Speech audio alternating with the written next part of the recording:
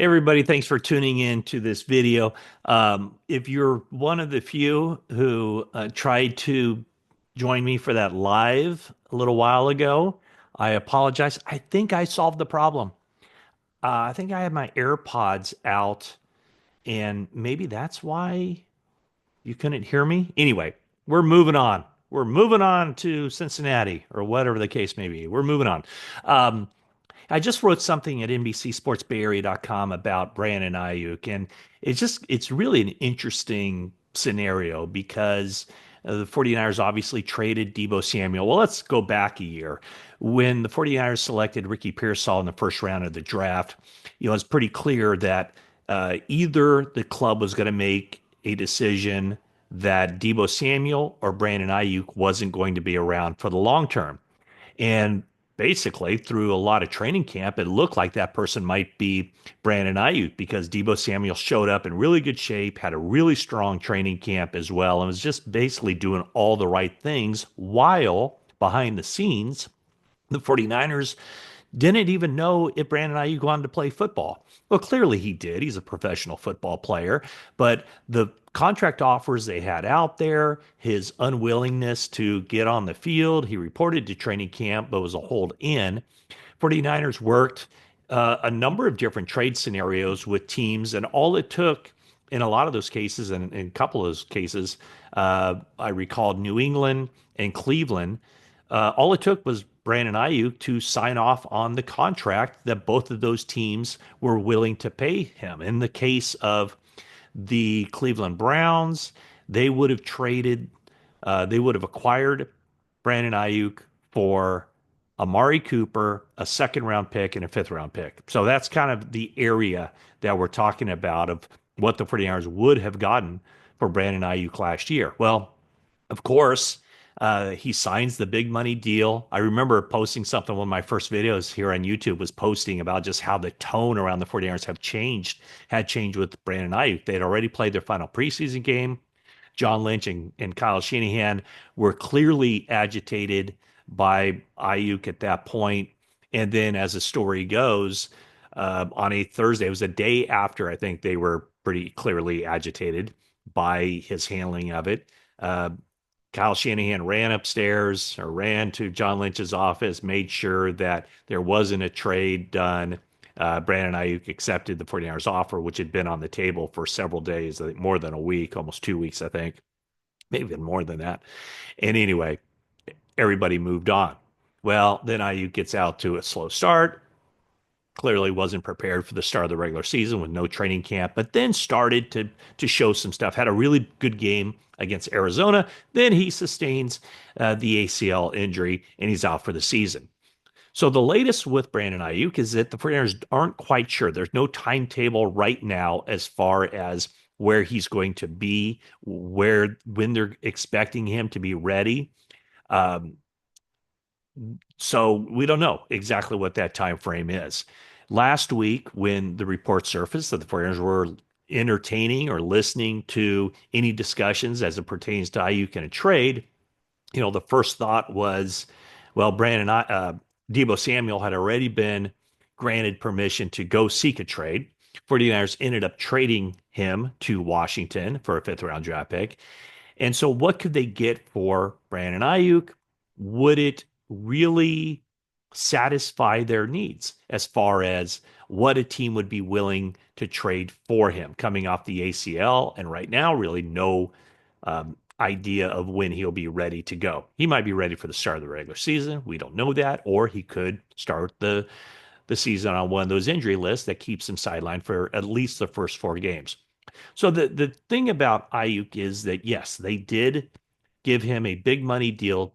Typically speaking, in the past, whenever a player would sign a big money deal, that was a lot of signing bonus money, and it just wasn't conceivable that a team would trade a player after one season. With the 49ers and the way this is structured, yes, it would still hit them on the salary cap. He signed a 4-year, $120 million extension. That's $120 million of new money that kicks in basically this year. And so it would cost them, I think, around $8 million on the salary cap actually 7.65 million on the salary cap this year, in addition to what um, he was already scheduled to make.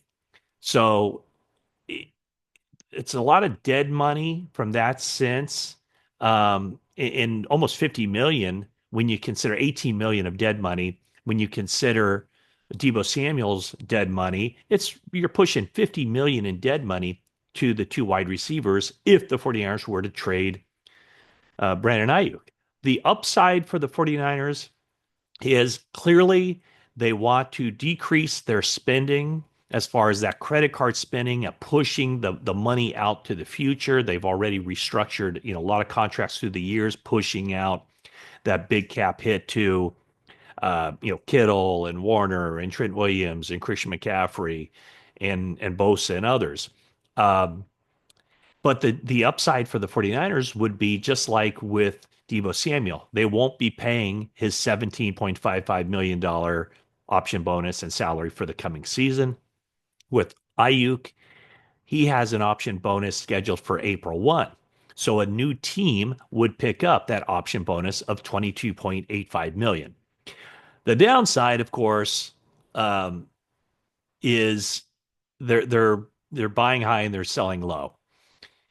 I don't think they'd be able to get the same price for Ayuk this offseason that they would have gotten last offseason.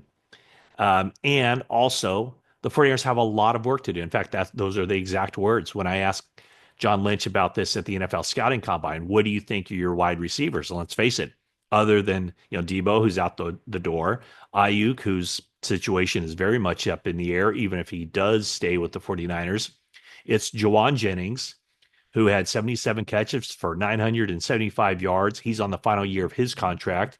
Ricky Pearsall, Jacob Cowing.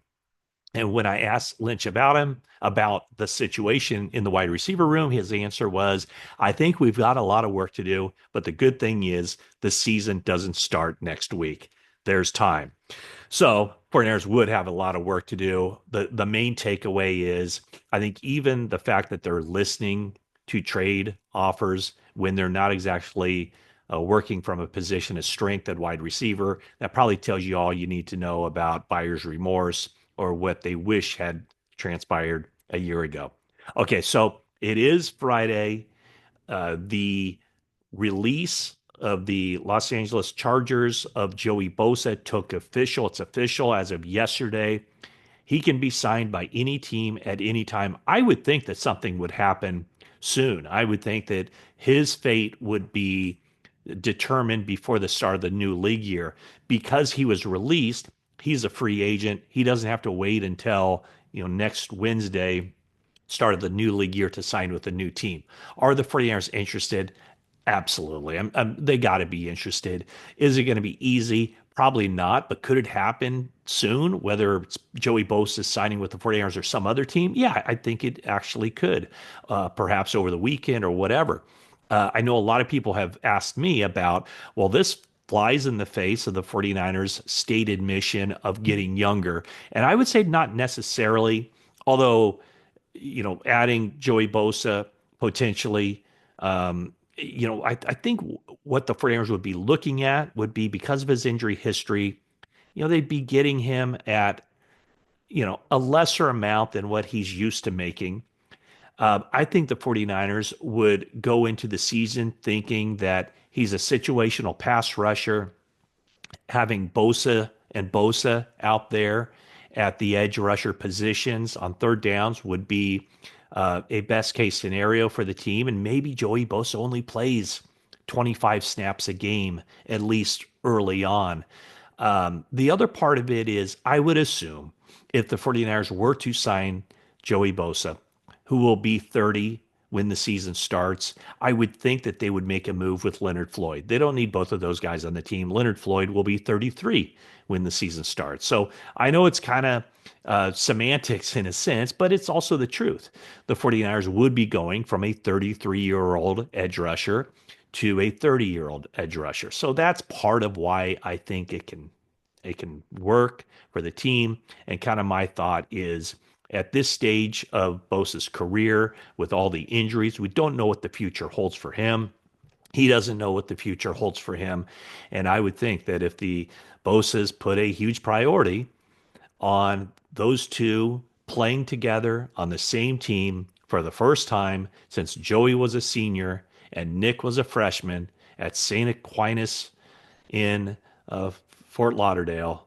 I would think that that's a priority. This is maybe their last opportunity, at least their last opportunity when both guys can be playing potentially at a high level. All right, that's it for now. Thank you for watching. Please subscribe if you haven't already. Sorry about the mix up on the YouTube live. And that is it for now.